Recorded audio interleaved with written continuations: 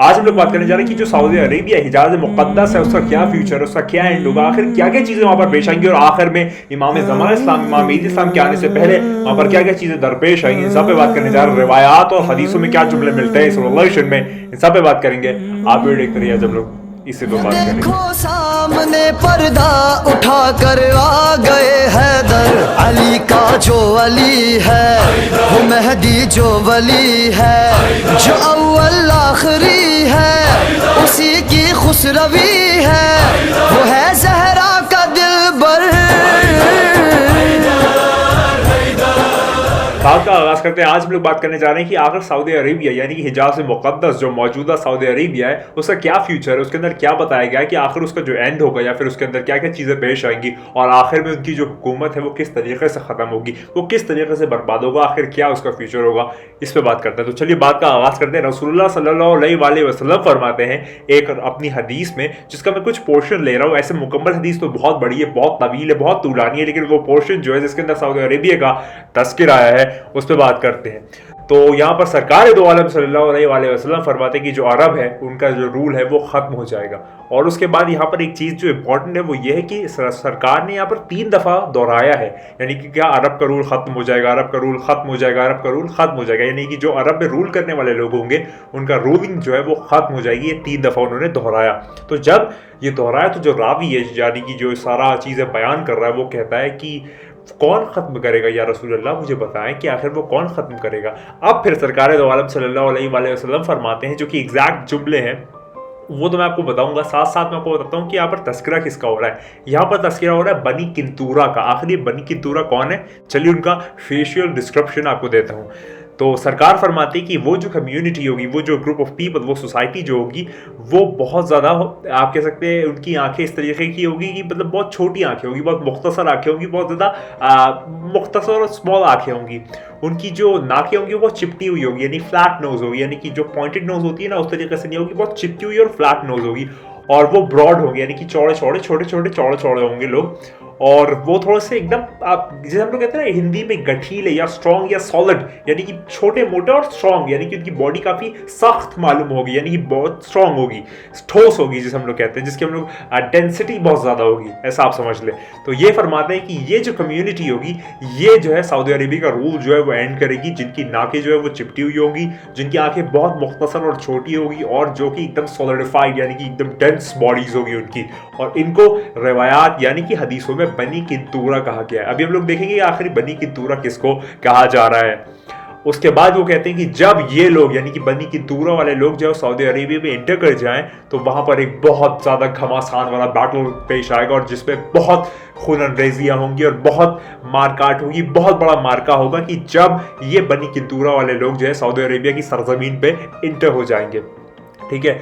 और उसके बाद भी अब रिवायतों में जुमले आते हैं, लेकिन मैं आपको बताऊं कि आखिर ये बनी किंतूरा किसको कह रहे हैं। जानते हैं बनी किंतूरा के जो फेशियल डिस्क्रिप्शन मिलता है, फ़कत एक कम्युनिटी है इस दुनिया में जिससे ये डिस्क्रिप्शन जाके एकदम एग्जैक्टली फिट होता है और वो है चाइना। मैं आपको बताऊंगा कि आखिर वो कैसे है, लेकिन चाइना वो है कंट्री जो कि सऊदी अरेबिया की सरजमीन में जब इंटर हो जाएगी तो एक बहुत बड़ा घमासान वहाँ पर होगा और वहाँ पर जो रूलिंग पार्टी है यानी कि जो डायनेस्टी है, जो राजा है सऊदी अरेबिया का, उसका भी रूल ख़त्म हो जाएगा और फिर वहाँ पर चाइनीज़ जो है वो अपना तानाशाही या जो भी कुछ है वहाँ पर बहुत जुल्म सितम करेंगे। तो ये जो है ये सऊदी अरेबिया का किंगडम का एंड होगा, इस तरीके से होगा, यानी कि चाइना जो है वो सऊदी अरेबिया के किंगडम को एंड करेगा।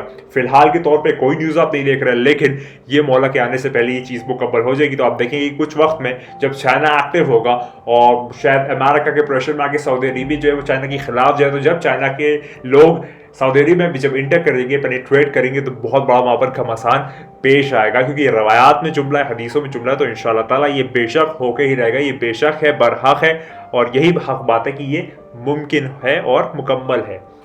आगे बात करते हैं, थोड़ा सा आप आगे बढ़े कि आखिर वहाँ पर जब वो पूरा एंड उनका रूल हो जाएगा तो उसके बाद क्या चीज़ें पेश आएंगी उस पर बताता हूँ। यहाँ पर एक जुमला आता है हदीसों और रवायात में कि एक ऑफ़र आएगा तुर्क से।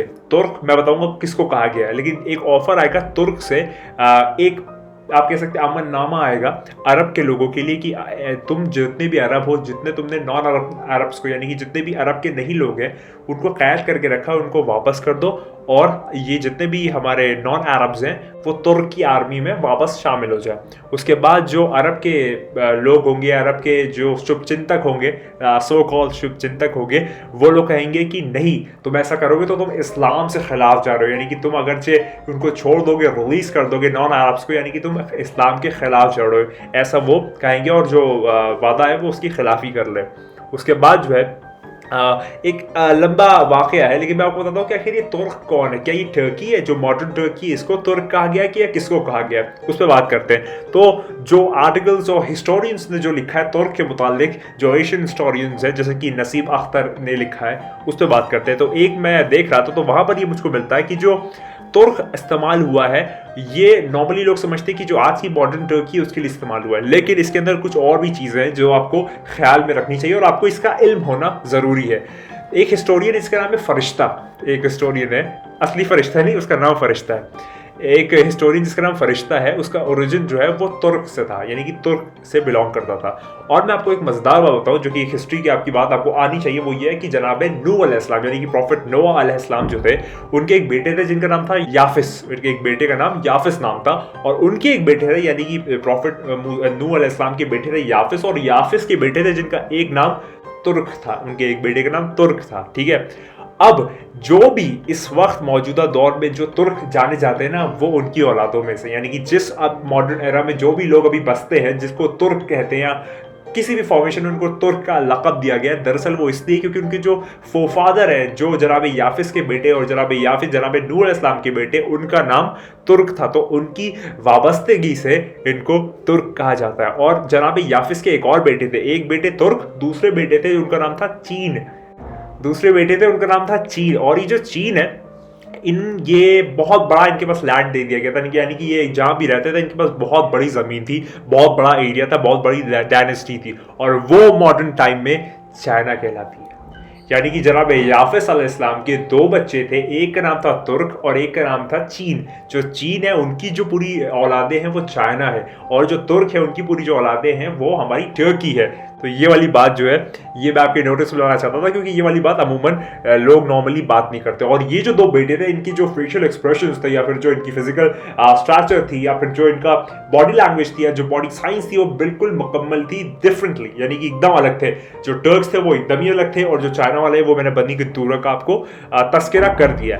बाकी एक और जुमला आपको बता देता हूँ इन जनरल नॉलेज के तौर पर, कि जो गोबी डेजर्ट है, जो बहुत फेमस है गोबी डेजर्ट, वहां पर ये जिप्सी ट्राइब्स रहती हैं, दो जिप्सी ट्राइब्स रहती हैं। तो जो एक है वो है मंगोल, यानी कि जो जितने भी मंगोल्स थे, यानी कि मंगोलियंस थे, जो मंगोल थे वो थे, और दूसरे तुर्क थे, यानी कि टर्क वहां भी थे और मंगोल वहां पर भी थे। यानी कि यहां पर भी आप देखिए कि उनकी जो नस्लें बढ़ते बढ़ते जो चीन के जो बेटे थे उनकी तरफ से मंगोलिया वाला फॉर्मेशन हो गया, और जो दूसरी तरफ से जो फॉर्मेशन था वो जनाब तुर्क की औलादे हो गई। तो ये वाली भी जो चीज थी वो यहाँ पर मिलती है।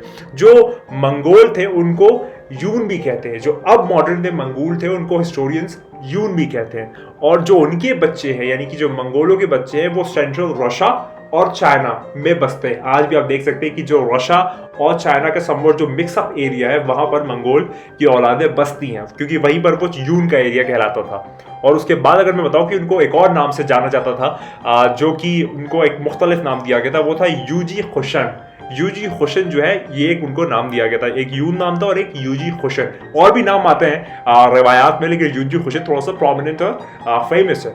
और जो चाइनीज है वो उनको यूजी ही कहते थे, चाइनीज जो है वो इस वाले एरिया को यूजी कहते थे, और जो नॉर्मली नाम था वो यूजी खुशन था। तो ये वाली बात जो है वो मैं आपको बताना चाह रहा था। बहुत लंबी हदीस है, इंशाल्लाह कभी कहिएगा तो उस पर भी वीडियो करेंगे कि आखिर और क्या क्या बातें आई हैं रशिया के मुतालिक, तुर्कमेनिस्तान के मुतालिक, मॉडर्न टर्की के मुतालिक। लेकिन अभी फिलहाल के तौर पर ये समझे कि जो अरब का रूल है वो एंड होगा चाइना, यानी कि बन्नी किंतूरा वाले लोग, जिनकी जो नाक है वो बहुत चिपटी होगी, उनकी आंखें बहुत मुख्तसर और छोटी होंगी, उनकी बॉडी बहुत ज़्यादा डेंस और सॉलिड होगी।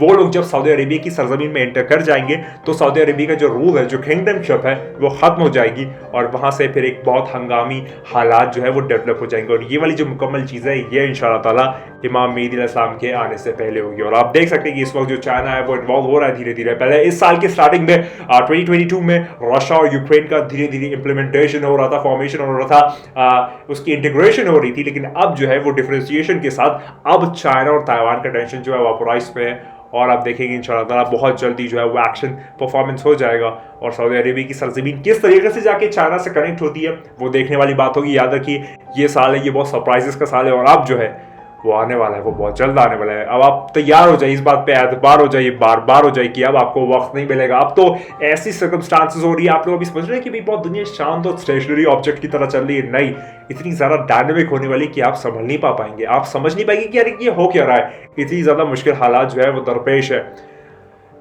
लोग समझ जाए, बस ये है कि मौला से तवस्सुल कायम कर ले, वरना समझ नहीं पाएंगे, इतनी तेजी से हालात बदलेंगे। मैं फिर कह रहा हूँ, बार बार दोहरा रहा हूँ, आप लोग जान जाए, बांध जाए, इस बात को पहचान जाए कि अब वो आने वाले, वो बहुत जल्द आने वाले। हमेशा की तरह की बात कहूंगा, तू नहीं है, बस वही है। खुदा को याद करो यार, खुदा को याद करो। खुदा हाफिज़।